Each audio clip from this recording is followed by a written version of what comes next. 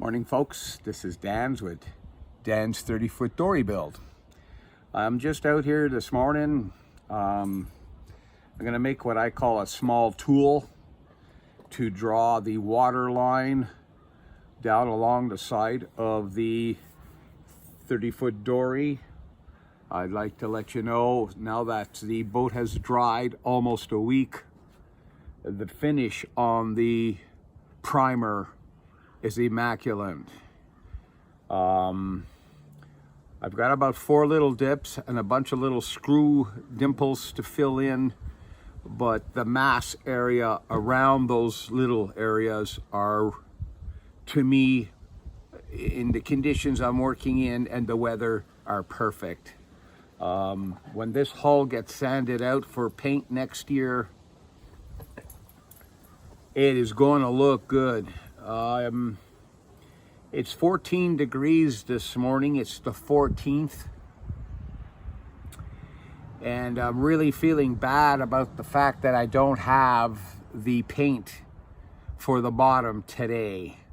I could start painting this and literally allow it to dry by midday. It's going to be another lucky warm day, as I like to call it. Check comes in on the 27th. That's another week away. I can only hope that this beautiful weather out here is going to last long enough for me to try to put bottom paint on. I would really like to get the bottom paint on. What else? Short story. My daughter sold her house and she moved out of it to move somewhere else. And but got a lot of her belongings in the yard here covered up and inside the house. But there was a fella living in the basement there, renting in her house, and he was a I don't know what you call him, Mr. Fix Everything. Anyway, he had all kinds of stuff hanging around: computers, tools, lawnmowers, and as we were picking up stuff to haul it away, he had given me a large box of garbage. And as I was loading it, I looked down and I saw something I found very interesting. I'll show you that in a minute, so don't get too excited, okay? Sorry about my dogs are out here with me today, and they want my attention. He wants to play ball. The female is very active, loves her ball. Okay, go and play with the ball. Go. So sorry about that, right? So I'm gonna draw a line around the perimeter of the hull for my water line. Since my hull is 3/4 of an inch thicker than it should be, according to the plans, instead of drawing the water line at 10, I'm gonna draw it at 11.5. Because even though the hull is 1.5 inches thicker, I do not know if that would raise the boat where it sits in the water, okay? So just to make sure I get a good decisive water line, I'll go, I figure 11.5 would probably be a good measurement. So let me start cutting up the wood here to make a guide that will sit on the bottom of the boat. I'll have a heel come out going down. I'll mark the 11-inch mark on the inside, drill a hole into it that should be able to hold a pencil sturdy enough so I can just manually drag this all the way along the side of the boat while it sits on the bottom as a guide. Okay, so let me get this going for you.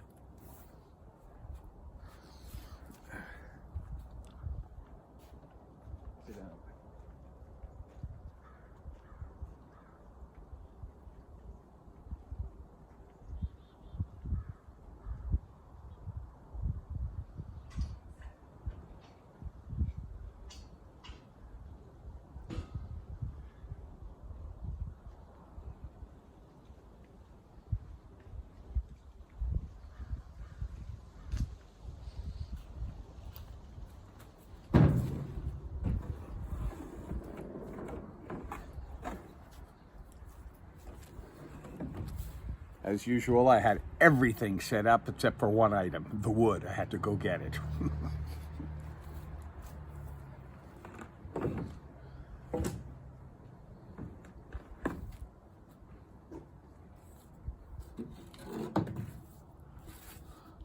Well, look what I found sitting right on the trailer.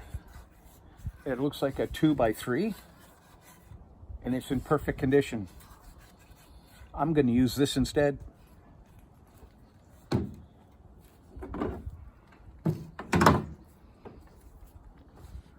For those of you that have never used one before, this is a tape measure.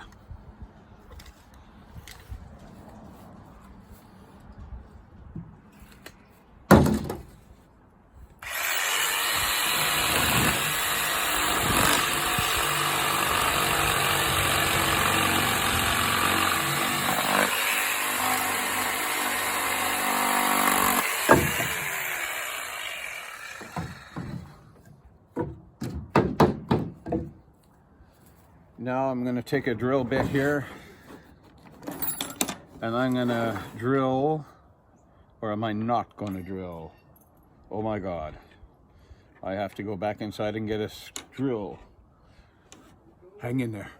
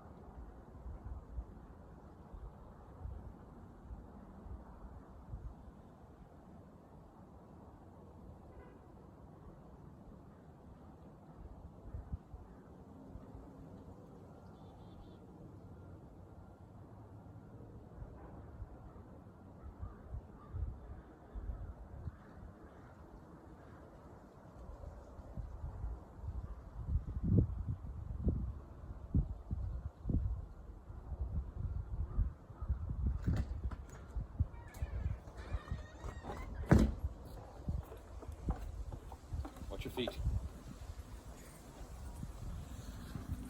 Okay guys, here's the drill. Brought a pencil sharpener and the drill bits. Now you got to appreciate those people that like to edit their content, because there are 2 shots already that would have been edited. The time it took me to go get my first piece of wood and the time it took me to go and get a drill, which I should have had here in the first place. Here you get it raw. So you kind of see what people go through that a lot of people don't show you what they go through. Anyway, we continue. I inherited this electric drill from a friend that had passed away a year ago. This thing is called a Ridge. I can't remember the last time I charged it, but it's going. And this one also, this little hammer thing, very nice tool. You pull back on the collar and it releases the bit. Very easy to use. The only problem with using these tools is you got to have both tools. You got to have this, the quick release, and you got to have a drill that will actually be able to put a drill bit into it. Okay. Yeah, so just something to keep in mind.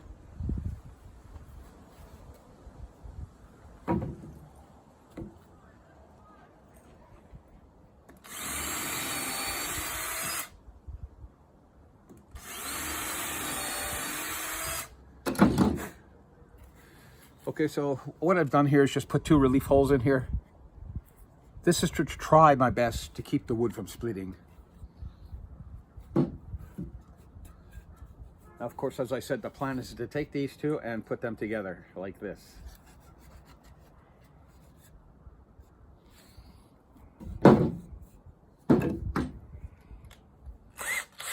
Now, since I have only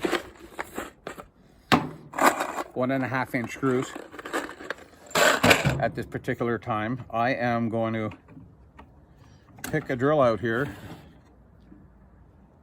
that will allow me to countersink the heads.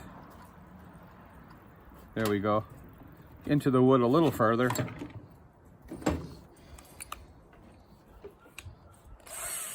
So I can gain a little bit of depth. This is not something I'm going to keep. It's a very temporary tool, right?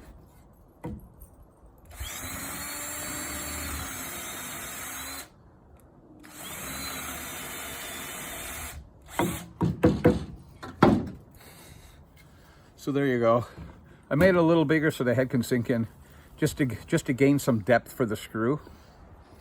Now I have to make a hole in the bottom here, and hopefully this plan works, so I can get this pencil to stick and protrude through at the mark I want it at, and then the whole thing gets dragged. I'll show you what's going on here. I have never done this before. I've just looked on the YouTube and somebody suggested a simple wooden guide to hold everything steady while you draw a line across, right? So yeah.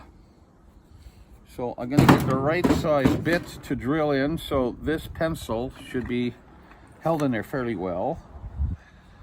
Too small.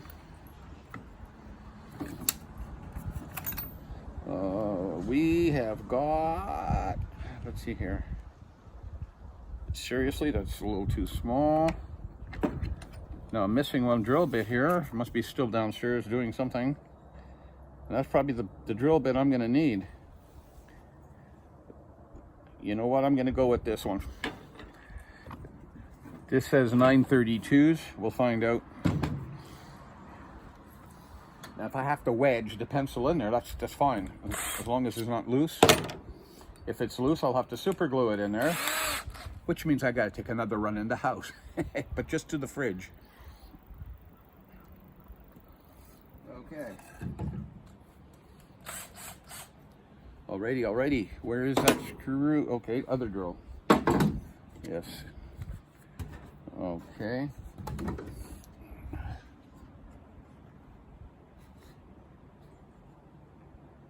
Oh yeah, this should do just fine. Okay, so just move some of my stuff. I'm working off the barbecue here. Right now it seems to be my best alternative to be working on a barbecue. It's the flattest area I've got in the yard right now. Okay, so I'm just butting these together, and I'm going to screw that in there now. Wrong side. Make sure you screw it in the right side now. You know what you're going to have to do. You're going to have to do what I've done on this project.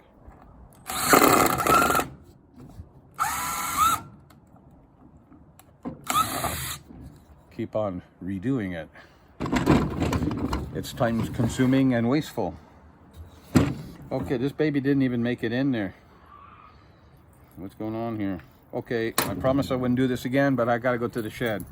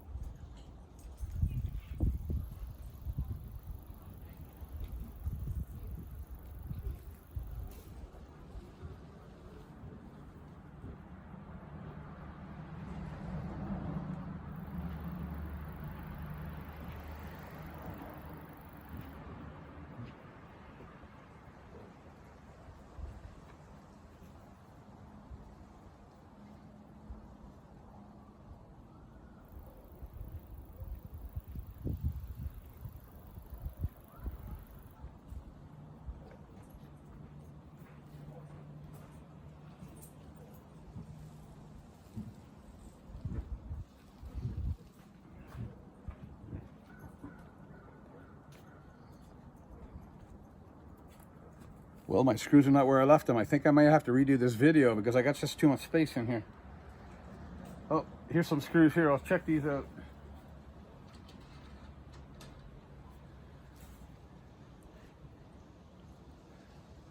Found these sitting in my trailer. They gotta be about 10 years old. I got a bunch of loose stuff around my 440 here. I had that rebuilt in '82. I think I got like 4 miles on it. If anybody's looking for a good engine, it's a 1973 440 rebuilt, 400 horse, It's got steel gear, cam gear, 446 pack red cam they call it. The heads have been totally redone with neoprene guides.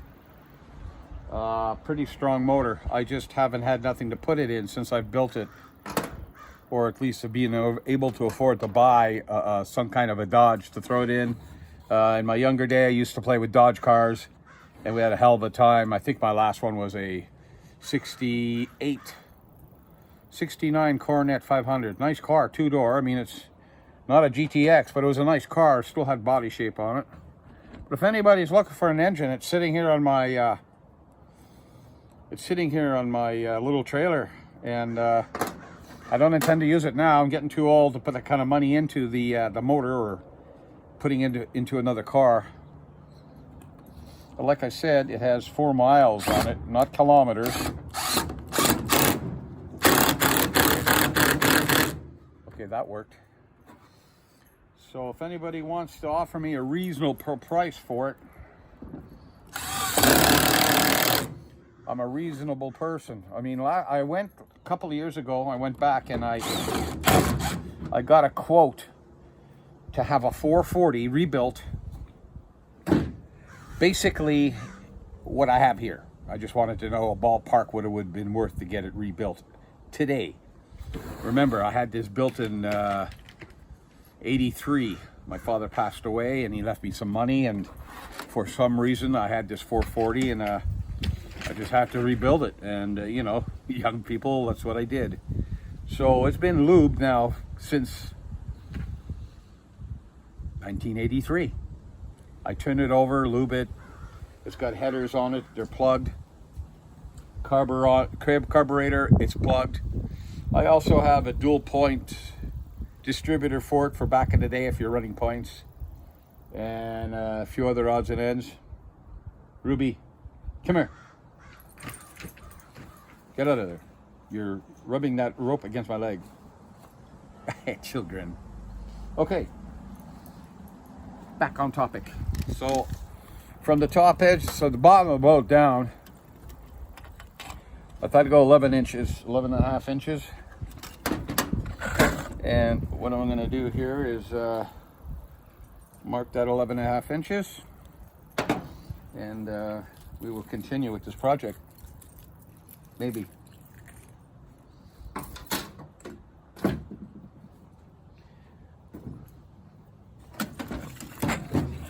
Okay, things can't just disappear.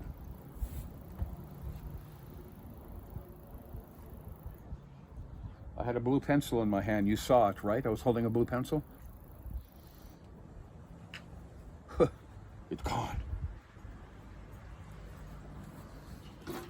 I really don't want to leave you again. What the heck? Here's my guide. So the idea for me is to drill a hole down here at 11 inches, measure from here down. This is what I'll drag on the boat to try to keep it the height level. And we would be proceeding right now if I knew where my pencil went. I didn't leave anywhere with it. You guys saw my pen, right? My pencil?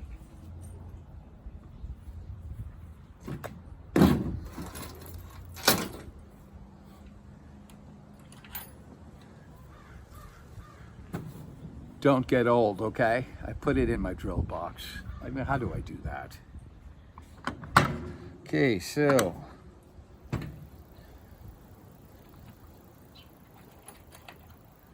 check drill bit for diameter. Want to come in fairly tight, or at least right on. If it's too loose, I'll have to jump into the fridge and get some CA and I'll glue it there. So here we go. We'll drill it out right away here for you. All right. I'll sharpen this pencil and actually use it to mark.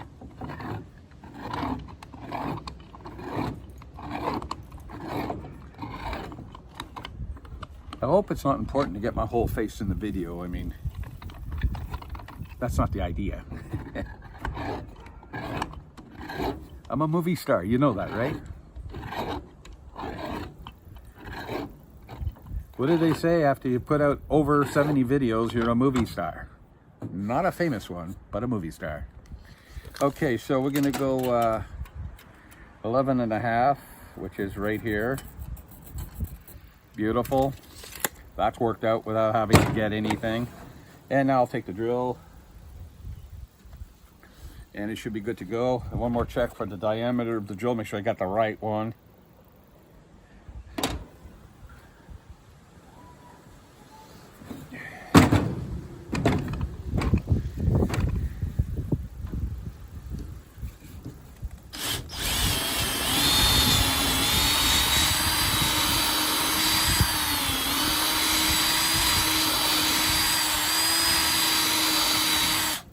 Wood is spongy. Now you can get the right size drill bit, drill it out, pull it out, and it doesn't fit. Why?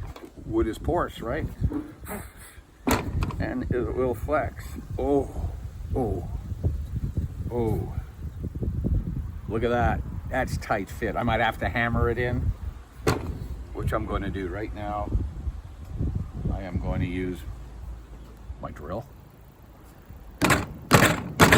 Okay, need something more solid. Excuse me, I'll go right over here.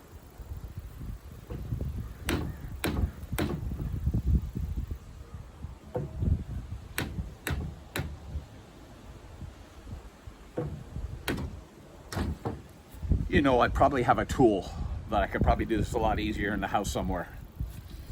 But I'm a little lazy and I don't want to bother going looking for it. So here we go. We're gonna call this the Dan Scriber. This sits on the boat, just hangs off the edge of the boat. And this little pointy thing here will leave a line all the way around the boat, exactly 11 inches down from the bottom. Yeah. Okay, now, I thought of gluing it in, but there's enough tension here, this pen is not even coming out. So what I'm gonna do is I'm gonna start drawing that line. And if the lead breaks and I have to sharpen it again, I can knock the pen sole from here up to give me enough room to resharpen it. So the trick here, and even though it's probably way too sharp now, I may have to just break the end off. Let's go find out if this is going to work, okay? So bear with me, we're going for a walk to the boat. Ah, such a beautiful day. It's a shame that I'm not painting. It really bothers me. Oh well, oh well. I'm starting to learn that you can only do so much. You got nice weather, but you don't have paint. You got the energy, but your brain's too tired. You figure it out. It happens all the time. Okay, what do I need here? Ah, a little piece of wood so I can put everyone here watching me over here. Watch out, Moose. I call my dog all kinds of names. But his name is Zeus. Right, Zeus? Okay, now, you can't imagine what I'm about to tell you next. You're gonna get sick because I'm gonna try to move you around so you can see my progress. If I can get a better angle, which I can't at this time, I'll have to move you as I go. I just want to share this with you.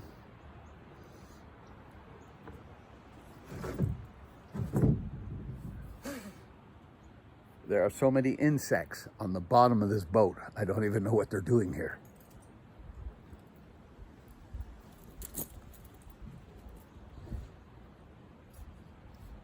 Okay, so here's Daniel Scribe.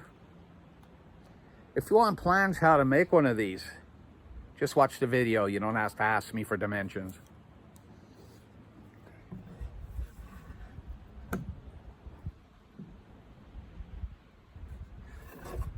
Okay, it fits really good. The only thing I'll have to do is I'll have to skip down there to cut a little bit of this off. This corner here sits way too close to the hull of the boat. So I'm going to cut off 2 inches to increase that distance. I don't think it's going to be a problem, but let's not look for problems. We'll be right back.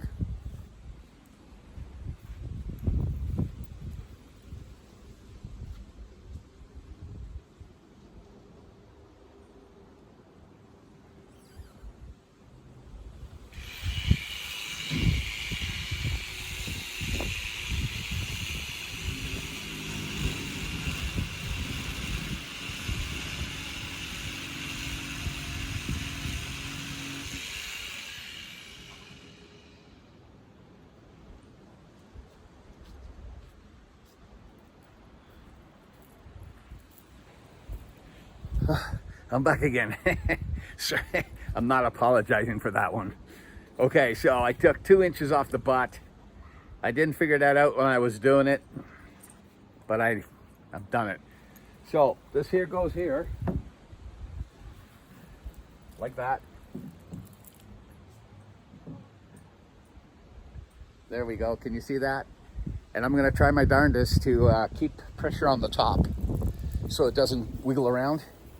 So the only wiggling it's going to do is that if the bottom of the boat's rough or crooked, it may hit the odd spot like this. But when you go to tape it, you can bypass all that messiness. I used to do that when I painted cars. Actually used to string them out by eye and then lay tape down, but that's in a controlled environment. Oh, what? What's that, Frank? What are those 2 cans sitting there on the top of the boat? Funny you should ask. Let me tell you. Some of that garbage I was telling you that guy gave me, I was rummaging through the box and I found 2 cans of Bondo. Automotive Bondo. Now, I'm really considering using this just to do the fill. I got very minute fill, probably less than a 1/16 of an inch, maybe even less than 32s of an inch thick, to apply it over the primer. Just thin coat, just so I can get rid of a few of those grinding notches I showed you in my last video. So I might use that. And the hardener's in there.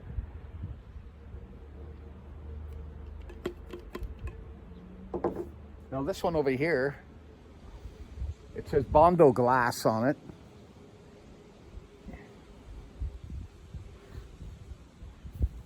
Short strands, fiberglass filler. That's all it says. So what I think this is Bondo with fiberglass strands in it. I used this 30 years ago. Never thought, what the fiberglass strands in the Bondo. I mean, how thick are you gonna put this on to really need reinforcement in a Bondo? Yeah, I've tried this once out of a can. There are strands in it. It's supposed to help the Bondo not fall apart. I'm not sure. But they do make this stuff. Comes with hardener. But I will not be using this.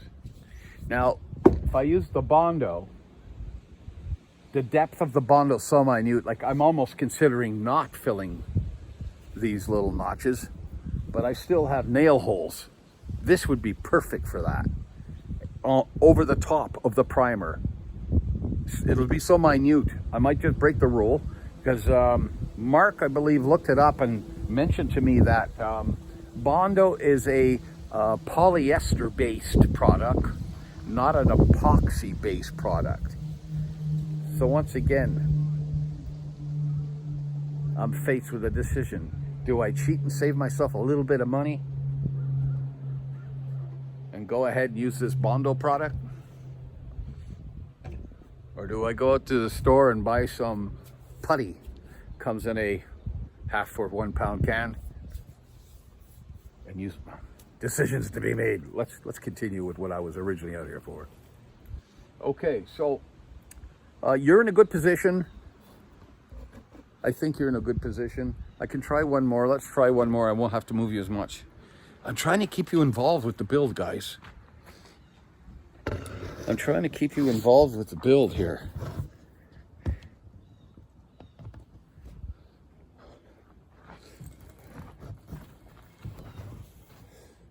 Okay, a couple of weeks ago, I was doing a video. I was packing my stuff up, right? So I got lazy. I tried to carry everything in my hand. I had my camera in my hand. I had my tripod in my hand. I had a few other things. I had gloves in my hand. And, you know, we tried to do it in one shot. So guess what happened? That's right. The tripod slipped out of my fingers, fell over, and that little plastic knob that locks that base in for the camera, it's the only thing that hit the ground. And guess what it did? Boom! It blew up. So the only way for me to use my tripod is to take that base and epoxy it in place. So I just have to turn the camera to make it tight, other than just using that knob. So things happen. The $100 stand ruined just because I tried to carry everything away at once. So if you got a bunch of stuff and gear, guys, and your hands are full, don't take it all at the same time. Leave some of it behind to do a second trip. You might not get something broken that way. $100 tripod. And the funny thing about it is, it belongs to my wife's camera, and I haven't told her. I don't want to hear it, right? Okay. Don't overload your hands. A little bit at a time. No accidents, no damage. I'm going to go try this.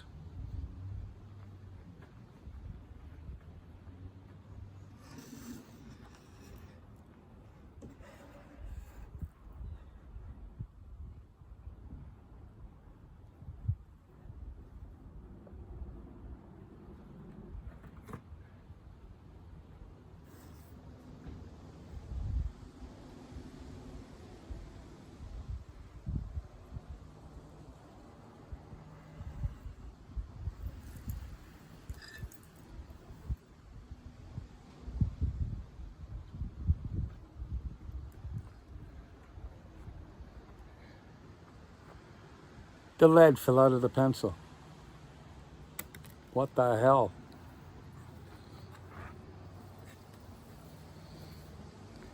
New plan. Okay, guys, listen. I'm going to post this video, but I just want to let you know that the next video after this video will show you that I'm flying that line. Okay, I'm so sorry. Craziness.